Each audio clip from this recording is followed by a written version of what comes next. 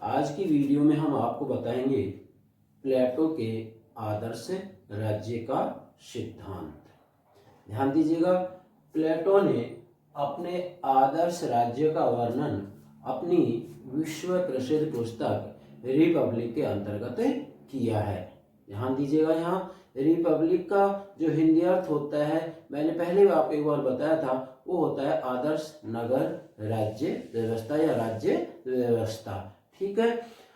अब जब प्लेटो के आदर्श राज्य की बात करें उससे पहले मैं आपको एक बात और बताना चाहूंगा, क्योंकि आप पश्चिमी राजनीतिक विचारकों को समझ रहे हैं।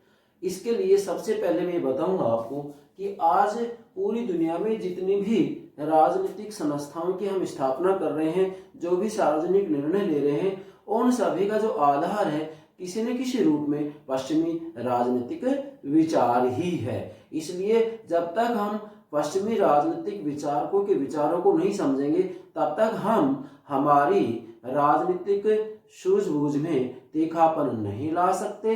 इसलिए राजनीतिक सूझबूझ में तीखापन लाने के लिए, तीक्ष्ण निर्णय लेने के लिए किसी न किसी रूप में हमें पश्चिमी राजनीतिक चिंतन को अवश्य ही समझना चाहिए। यहाँ पर मैं ये नहीं कहना चाह रहा हूँ कि भारत में राजनीतिक चिंतन नहीं हुआ है, भारत में राजनीतिक चिंतन हुआ है, परंतु हमारे यहाँ किसी न किसी रूप में धार्मिक तत्वों को भी उसके साथ में जोड़ा गया है। जबकि हम पश्चिम की बात करें तो वहां पर क्रमबद्ध रूप में राजनीतिक चिंतन किया गया है। इसलिए सबसे पहले हमें पश्चिमी चिंतन को ही समझना चाहिए। हालांकि मैं यहाँ फिर एक बात कहना चाह रहा हूँ कि यदि राजनीतिक विचार को ठीक से समझना है, इसके लिए हमें पश्चिम और पूर्व मतलब पश्चिमी विचारक और पूर्वी विचारक, इन दोनों के विचारों में ही हमें निष्णात होना अति आवश्यक है।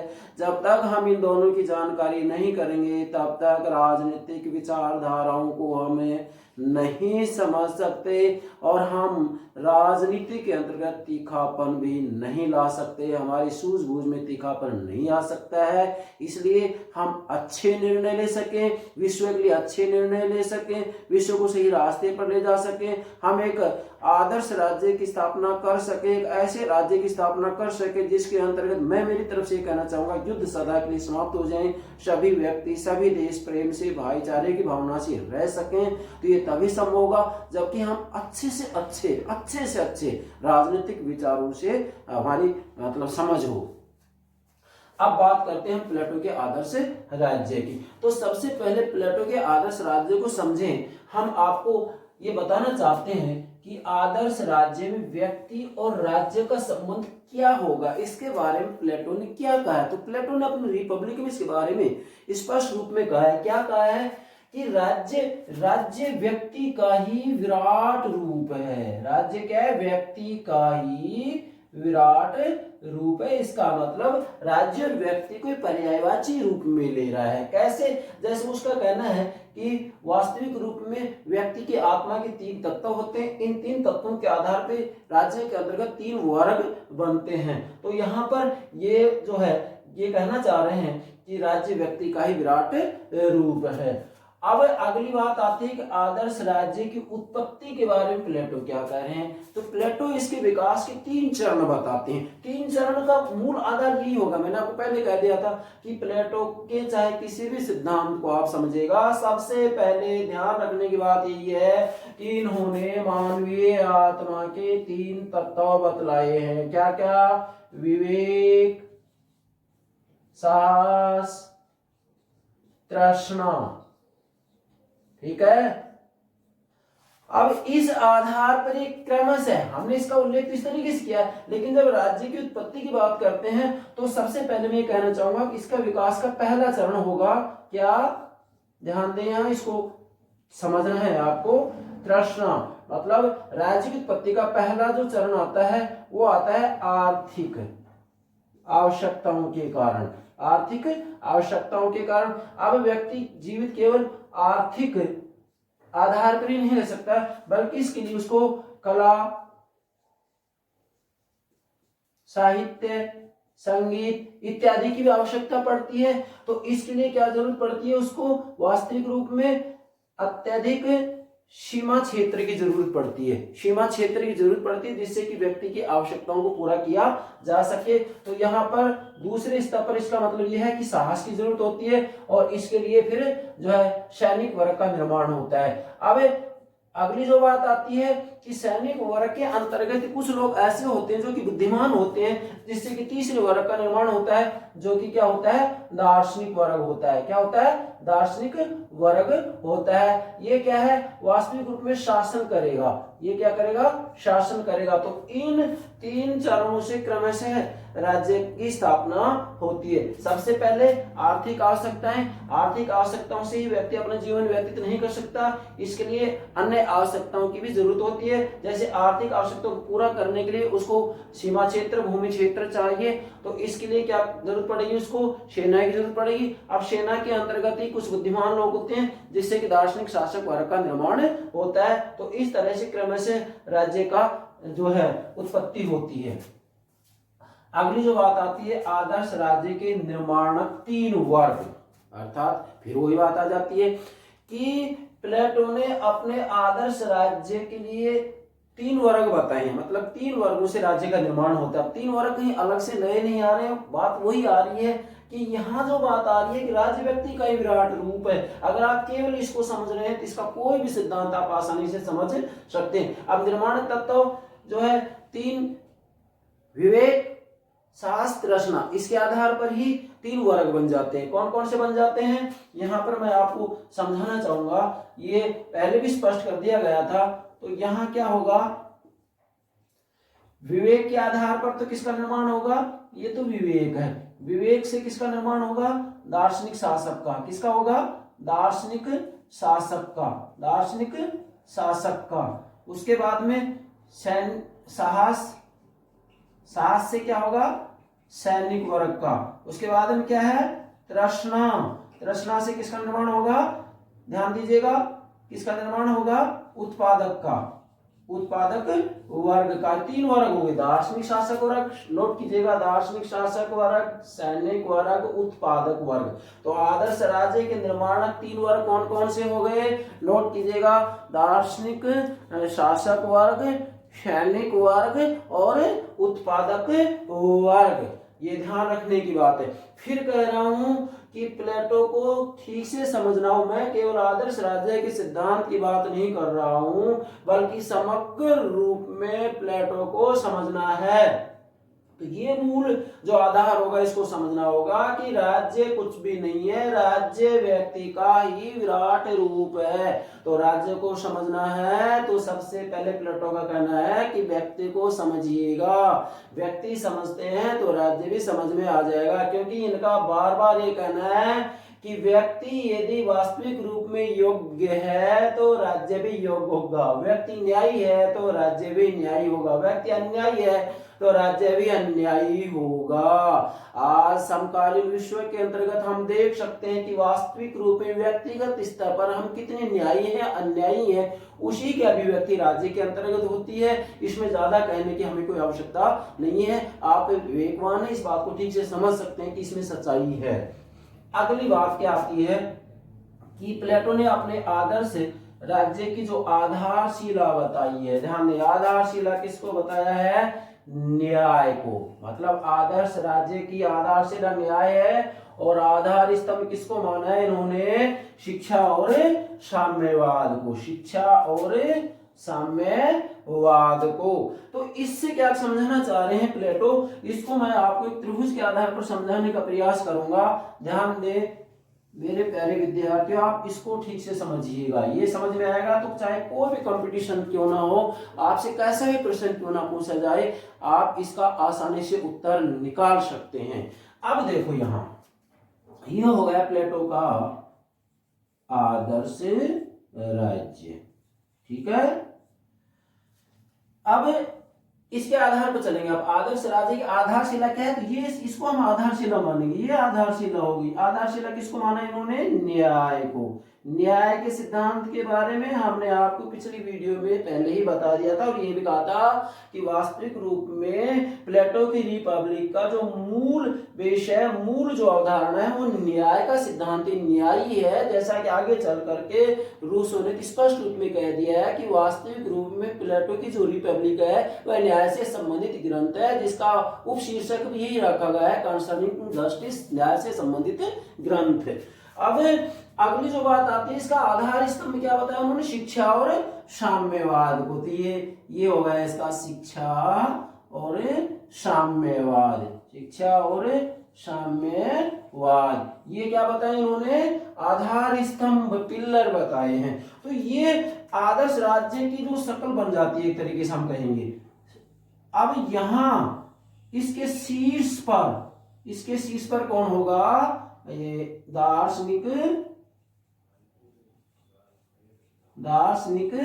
राजा। क्या होगा, दार्शनिक राजा, मतलब आदर्श राज्य की जो बागडोर होगी वो किसके हाथों में होगी, दार्शनिक राजा के हाथों में होगी। यहां मैं मूल बात कहना चाह रहा हूं कि प्लेटो अपने आदर्श राज्य के अंतर्गत एक बुद्धिमान व्यक्ति का, एक ज्ञानी व्यक्ति का शासन चाहता है। इसलिए हम कह सकते हैं कि प्लेटो ने ज्ञान की संप्रभुता की बात की है। यहाँ पर प्रश्न बन रहा है, 4 विकल्प दे दिए जाएंगे, निम्न में से कौन सा पश्चिमी विचारक ज्ञान की संप्रभुता की बात करता है, तो आपका आंसर क्या होगा, प्लेटो, क्योंकि इन्होंने ही विवेक की संप्रभुता, ज्ञान की संप्रभुता के ऊपर बल दिया था। तो यहाँ हम यदि प्लेटो के आदर्श राज्यों को समझना चाहते हैं तो इस आधार पर भी समझ सकते हैं। इसका तो एक तो ये तरीका हो जाता है, इस आधार पर समझें। दूसरा तरीका इसका ये है, इसके आधार पर भी आप आदर्श राज्य को समझ सकते हैं। ये दोनों बातें आप ठीक से समझिएगा, प्लेटो के आदर्श राज्य में एक भी बात शेष नहीं रहेगी। मैं तो यहाँ ये कहूंगा आदर्श राज्य नहीं बल्कि प्लेटो को हम इन दोनों के आधार पर समग्र रूप में समझ सकते हैं, क्योंकि इनसे बाहर कुछ है ही नहीं। यहाँ याद है, यदि हम साम्यवाद के सिद्धांत की बात करें तो ध्यान दीजिएगा, ये हो जाता है, इन दो के ऊपर लागू होगा, इसके ऊपर लागू नहीं होगा। मतलब विवेक अर्थात दार्शनिक शासक और सैनिक वर्ग को कंचन और कामिनी से, परिवार और संपत्ति से अलग रखा जाएगा। क्या करना होगा, जबकि उत्पादक वर्ग के लिए छूट होगी। तो ये भी इसके आधार पर स्पष्ट हो रहा है। और यदि हम इसके शिक्षा के सिद्धांत को समझना चाहें तो उसको भी इसके आधार पर समझ सकते हैं। कहने का मेरा भावार्थ ये है कि वास्तविक रूप में आदर्श राज्य को समझना है, प्लेटो के आदर्श राज्य को, तो आप इन दोनों के आधार पर इसको समझ सकते हैं। अंत में मैं फिर एक बार ये कहना चाह रहा हूं क्या, कि कुछ विद्वानों ने ये कहा है कि क्या प्लेटो का आदर्श राज्य काल्पनिक है। मतलब यहां प्रश्न किया जाता है, क्या प्लेटो का आदर्श राज्य काल्पनिक है, क्या इसको व्यवहार में लागू नहीं किया जा सकता। जी हाँ, वैसे स्वयं प्लेटो ने ये कहा है कि ये जो आदर्श राज्य है वह केवल बादलों में दिखाई देगा, यथार्थ धरातल पर ये कहीं नहीं है। लेकिन ध्यान दें पुनः, फिर प्लेटो ने यह भी कहा है कि बात सही है, आदर्श राज्य की प्राप्ति कठिन अवश्य है लेकिन असंभव नहीं है। इसको धीरे धीरे क्रमशः प्राप्त किया जा सकता है। तो इसका मतलब यह है कि ये इतना काल्पनिक नहीं है कि मानव जाति इसकी प्राप्ति कर ही नहीं सकती। हाँ, हम दूसरे रूप में कह सकते हैं कि अगर इसको काल्पनिक कहने की बात की जाती है तो मैं यहां ये कहना चाह रहा हूं कि देखो, वो आदर्श ही नहीं है। क्या वो आदर्श ही नहीं है जिसकी प्राप्ति मानव जाति कर ले। तो प्लेटो ने तो मानव जाति के सामने वो आदर्श रखा है जिसकी प्राप्ति कभी की ही नहीं जा सकती। फिर कह रहा हूं, वो आदर्श ही नहीं है जिसकी प्राप्ति मानव जाति कर ले। तो प्लेटो ने तो दुनिया के सामने वो आदर्श रखा है कि जिसका लगातार प्राप्त करने के लिए प्रयास किया जाना चाहिए। और हम ये कहेंगे कि इसकी प्राप्ति हो ही नहीं सकती है, उसकी प्राप्ति हो ही नहीं सकती है। क्यों? क्योंकि जिस दिन इसकी प्राप्ति हो जाएगी उस दिन हम मानव नहीं रहेंगे, बल्कि हम सभी वास्तविक रूप में सर्वगुण संपन्नशाली ईश्वरत्व के तत्व में पहुंच जाएंगे। ये संभव है ही नहीं। फिर भी कम से कम यथार्थ राज्य में, आज की दुनिया में राज्य में जो कमियां हैं, कम से कम उन कमियों को इस आदर्श के आधार पर दूर तो किया ही जा सकता है। समग्र रूप में ना सही, मगर कुछ अंशों में, कुछ टुकड़ों में इससे हमें कुछ सीखना चाहिए और क्रम से यथार्थ राज्य में कुछ सुधार किया जाना चाहिए। आज पूरी दुनिया के अंतर्गत, राज्य के अंतर्गत जो हाहाकार मचा हुआ है, पूरी दुनिया में जो हाहाकार मचा हुआ है, अगर हम इसके कुछ तत्वों को अपना लें तो शायद वास्तविक रूप में राष्ट्र राज्यों में शांति की स्थापना हो सकती है, विश्व में शांति की स्थापना हो सकती है। अब ये बातें तो कुछ अलग हैं, यहाँ हम फिर बताना चाह रहे हैं एग्जाम की दृष्टि से इस बार कोई प्रश्न बनता ही नहीं किसी भी कंपटीशन में। अगर कभी कोई प्रश्न बने तो आप हमसे बात कीजिएगा कि सर आपने तो ये कहा था और प्रश्न बाहर बना, हाँ आपको जैसे हम बता रहे वैसे इसको समझना अवश्य पड़ेगा। अब कुछ जो आलोचक हैं वो आदर्श राज्य की आलोचना करते हैं, इसमें कमियां बताते हैं। बात सही है, कोई भी विचार सर्वगुण संपन्न नहीं होता है, उसमें कुछ ना कुछ कमियां अवश्य होती हैं। यहाँ पर मैं एक बात आपको और बताना चाह रहा हूँ कि देखो ठीक है, आलोचक आलोचना करें, लेकिन आलोचना के भी दो प्रकार होते हैं। एक होती है रचनात्मक आलोचना, एक होती है आलोचना की आलोचना। आलोचना के लिए आलोचना करना बिल्कुल गलत है, मतलब जो कमी जिस विचारधारा में, जिस विचार में है ही नहीं, उस कमी को कभी भी नहीं बताना चाहिए, नहीं कहना चाहिए। जो कमी है उस कमी को अवश्य बताएं। तो चलिए यहाँ पर हम देखते हैं प्लेटो का जो आदर्श राज्य है उसमें आलोचकों ने क्या क्या कमियां निकाली है। सबसे पहले यहाँ पर यह भी प्रश्न बन रहा है कि इसमें महत्वपूर्ण आलोचक कौन है? डैनिंग, रैसेल, नोट कीजिएगा, डैनिंग, रैसेल और पॉपर। कौन है? पॉपर। पॉपर जिसने कि प्लेटो को प्रथम फांसीवादी कहा था। प्लेटो को प्रथम फांसीवादी किसने कहा था बताइए? किसने कहा था? प्रथम फांसीवादी पॉपर ने कहा था। तो यहाँ पर तीन आलोचकों के नाम याद रखेंगे, डैनिंग, रैसेल और पॉपर ने प्लेटो के आदर्श राज्य की कमियां निकाली हैं, इसकी आलोचनाएं की हैं। तो सबसे पहले चले हम देखते हैं आदर्श राज्य के बारे में। कहते हैं कि आदर्श राज्य काल्पनिक है, जैसा मैंने पहले आपको कहा था। आलोचक कह रहे हैं कि आदर्श राज्य की प्राप्ति यथार्थ जगत में कभी हो ही नहीं सकती है, यथार्थ में इसको कभी लागू किया ही नहीं जा सकता है। ये बात कुछ हद तक सत्य है, लेकिन मैंने पहले कह दिया था कि सच्चाई ये है कि वो आदर्श ही नहीं है जिसको मानव जाति प्राप्त कर ले। दूसरी बात आती है कि यहाँ वास्तविक रूप में आलोचकों का कहना है कि इसमें स्वतंत्रता का निषेध कर दिया गया। ये बात बिल्कुल सही आ रही है। स्वतंत्रता का निषेध कैसे? जैसे यहाँ पर विवेक तत्व या साहस तत्व, तृष्णा तत्व की जिसमें प्रधानता होगी, जैसे इसमें विवेक तत्व प्रधान दार्शनिक शासक है, साहस की प्रधानता सैनिक है, तृष्णा की प्रधानता उत्पादक है। तो ये अपना अपना कार्य करेंगे जीवन पर्यंत, दूसरे के कार्य में हस्तक्षेप नहीं करेंगे। तो यहाँ पर हम कहना चाहेंगे एक व्यक्ति जीवन पर्यंत एक ही कार्य को करता है, बात सही है, वह विशेषज्ञ हो जाता है, लेकिन उस कार्य को करते करते वह ऊब जाता है। और ये कहना चाहेंगे यहाँ पर स्वतंत्रता का निषेध किया गया है। तीसरा है उत्पादक वर्ग की उपेक्षा। ध्यान दें, ये देखिएगा यहाँ पर तृष्णा तत्व के आधार पर किसका निर्माण हो रहा है? उत्पादक वर्ग का। तो यहाँ पर उत्पादक वर्ग की उपेक्षा कैसे की जा रही है? शिक्षा की दृष्टि से हम देखें तो यहाँ पर उत्पादक वर्ग की उपेक्षा की जा रही है और इसको राजनीतिक क्षेत्र में, राजनीतिक शक्ति के क्षेत्र में किसी भी रूप में हस्तक्षेप करने का कोई अधिकार नहीं होगा। अगली जो बात आती है शासक वर्ग निरंकुश सत्ता। अब निरंकुश सत्ता यहाँ आप देखिएगा सुनामी, निरंकुश सत्ता कैसे होगी कि सब कुछ यहाँ कौन होगा? दार्शनिक राजा होगा। दार्शनिक राजा किसी के प्रति उत्तरदायी नहीं होगा, दार्शनिक राजा के ऊपर कोई संविधान कानून नहीं होगा, वही अपने आप में पूर्ण होगा। अब जो अपने आप में पूर्ण होगा, किसी के प्रति उत्तरदायी नहीं होगा, तो निश्चित है वह तानाशाही बनेगा ही बनेगा, आलोचकों का कहना है। अब जैसे यहाँ पर बारकर ने स्पष्ट रूप में कहा भी है, इसको क्या कहा है? प्रबुद्ध निरंकुशवाद। इसको क्या नाम दिया है? प्रबुद्ध निरंकुशवाद। किसने? बारकर ने। नोट कीजिएगा, ये भी है एग्जाम में पूछा जा सकता है। तो ये यहाँ पर किसी के प्रति उत्तरदायी है ही नहीं। अब देखो मैं यहाँ पर एक बात कहना चाहता हूं, जैसे आपने अध्ययन किया होगा कहीं ना कहीं, नहीं किया है तो आज सुने। लॉर्ड एक्टन ने कहा है कि शक्ति व्यक्ति को भ्रष्ट करती है। क्या? शक्ति व्यक्ति को भ्रष्ट करती है, जबकि पूर्ण शक्ति व्यक्ति को पूर्ण रूप में भ्रष्ट कर डालती है।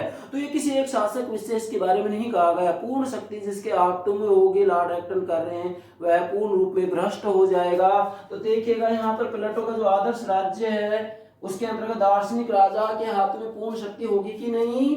पूर्ण शक्ति होगी, पूर्ण शक्ति होगी तो क्या ये है भ्रष्ट नहीं होनेगा, क्या ये निरंकुश नहीं बनेगा। आलोचकों को कहना है कि यहाँ पर वास्तविक रूप में ये जो राजा है क्या बन जाएगा, निरंकुश बन जाएगा। अर्थात यहाँ पर इन्होंने ये कहा है कि वास्तविक रूप में प्लेटो का आदर्श राज्य सर्वसत्ताधिकारवाद को बढ़ाने वाला है। इसमें सर्वसत्ताधिकारवाद के लक्षण मौजूद हैं। तो हम ये कह सकते हैं क्या आलोचक कह रहे हैं कि शासक वर्ग की इसमें निरंकुशता होती है। अगला क्या है, ध्यान दें, कानून की उपेक्षा की गई है। प्लेटो के आदर्श राज्य के अंतर्गत कानून की पूर्ण रूप में उपेक्षा की गई है।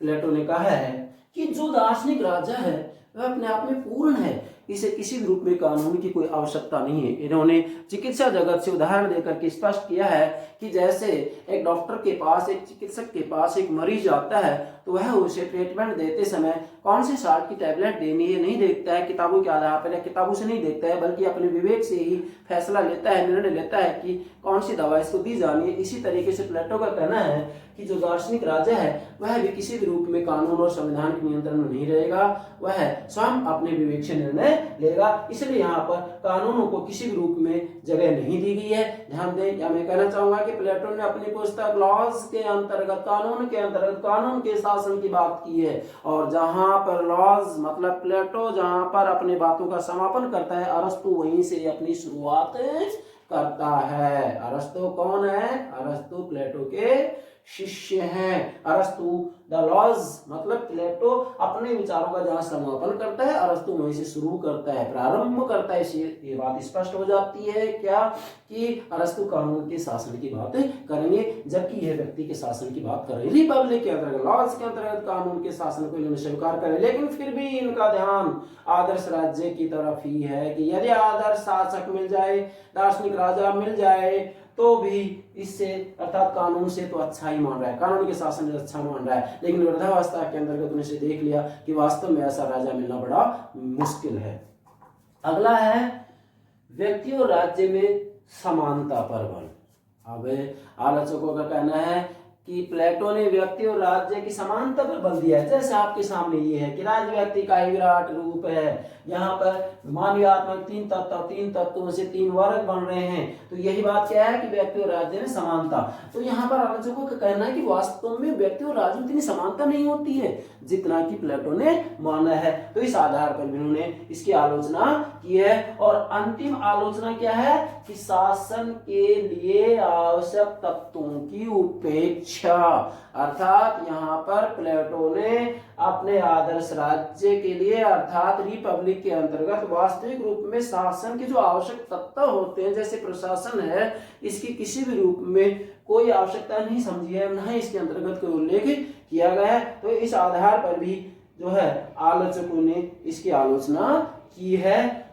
अब हम ये कहें कि आलोचकों ने जो आलोचना की है इसमें कुछ सच्चाई भी है, परंतु मैं अंत में ये कहना चाहूंगा कि आलोचक चाहे कितनी आलोचना क्यों ना करें, लेकिन प्लेटो ने दुनिया के सामने वो आदर्श रखा है जिस आदर्श को ध्यान में रखते हुए यथार्थ जगत के राज्यों में जो कमियां हैं उन कमियों को धीरे धीरे दूर करने का प्रयत्न किया जाना चाहिए। और प्लेटो ने जो आदर्श रखा है वह आदर्श ऐसा रखा है कि वास्तविक रूप में इससे श्रेष्ठ आदर्श दुनिया में आज तक किसी ने नहीं दिया है। और यही इसकी सार्थकता हम कहेंगे, यही इसकी औचित्यता कहेंगे।